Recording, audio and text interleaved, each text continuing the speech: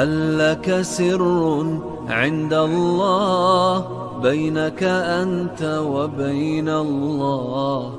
هل لك صدقات تخفى لا يعلمها إلا الله؟ هل لك سر عند الله بينك السلام عليكم ورحمة الله وبركاته.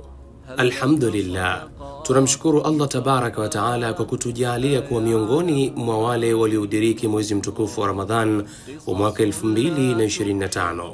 Zanzibar Relief, kama lilivyo jina letu, tumejitoa kwa hali na mali kuwepesishia maisha ndugu zetu Waislamu popote pale duniani, na alhamdulillah tunamshukuru tena Allah tabaraka wa taala, kwani Zanzibar Relief Ramadhani hii tumewafikia ndugu zetu kaya masikini zaidi ya 200 wanaoishi katika mazingira magumu, yakiwemo mayatima, wajane na wazee huko Fukuchani Kigogoni, na kuwajalia kile tulichojaaliwa. Ewe ndugu yangu katika imani, kumbuka ya kwamba Mtume sallallahu alayhi wasallam anasema, man fattara sa'iman kana lahu mithlu ajrihi غير أنه لا ينقص من أجر الصائم شيئا.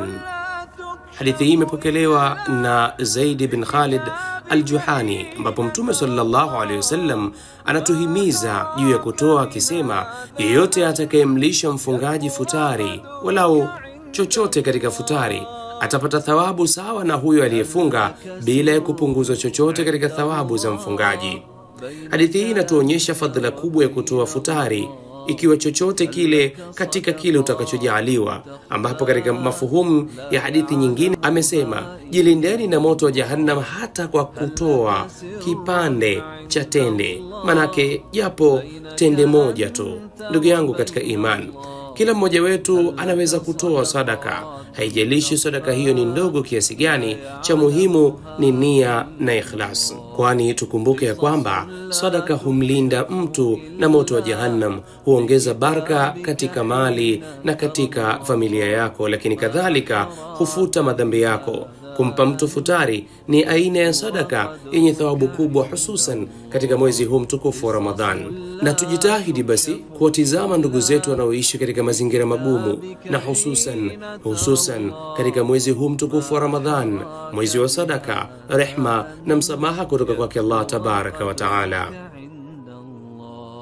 هل لك سر عند الله بينك أنت وبين الله؟